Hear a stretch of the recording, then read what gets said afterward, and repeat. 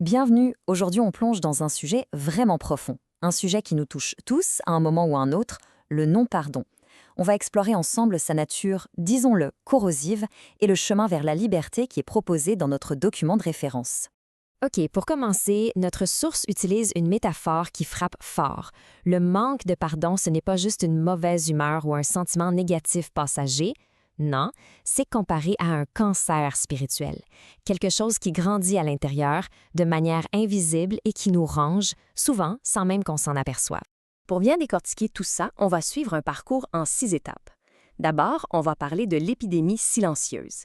Puis, on va creuser pour trouver les racines de la blessure. Après, on verra l'impact de cette fameuse prison intérieure pour ensuite, heureusement, trouver la clé de la libération.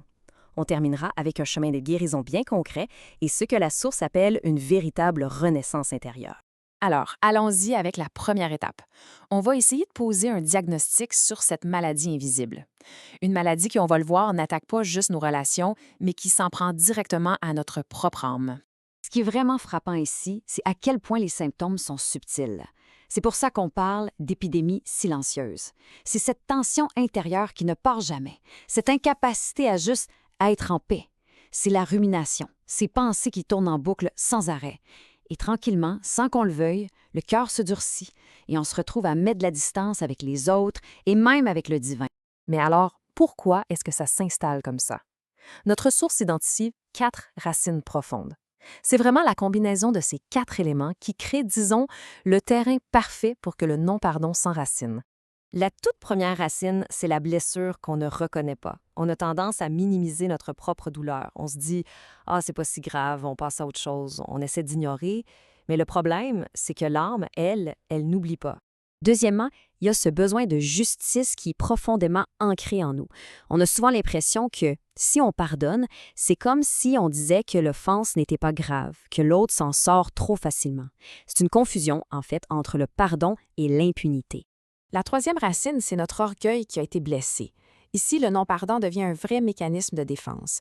Le cœur se construit une forteresse, il se barricade pour ne plus jamais, jamais se sentir vulnérable de la même façon.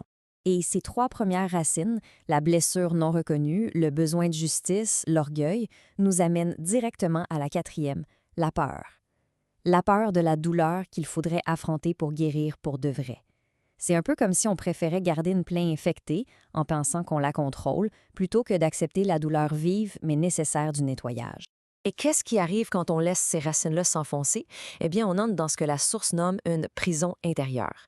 Et il faut le dire, le pronostic est assez destructeur. Les dommages sont concrets et on peut les voir dans toutes les sphères de notre vie.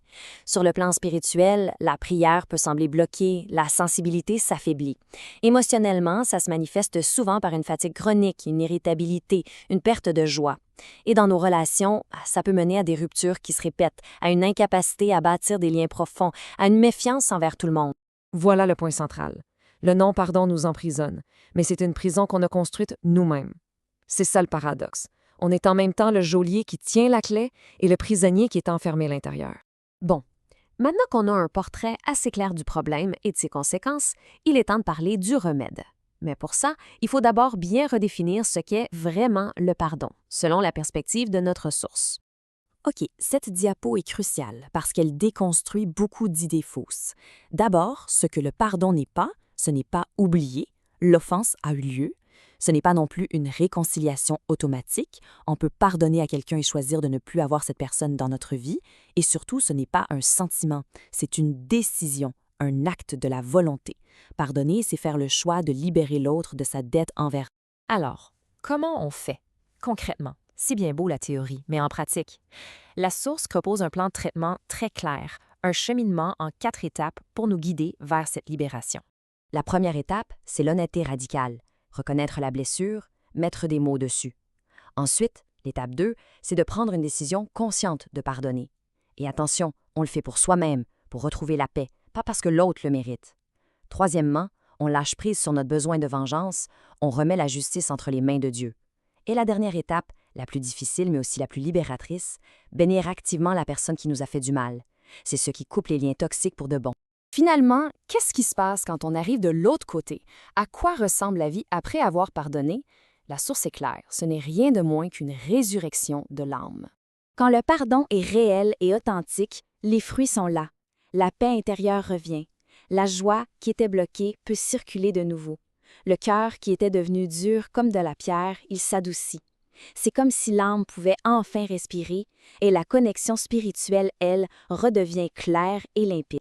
Donc, le message final, ce n'est pas un fardeau moral, un devoir écrasant. C'est vraiment une invitation à renaître, à se libérer.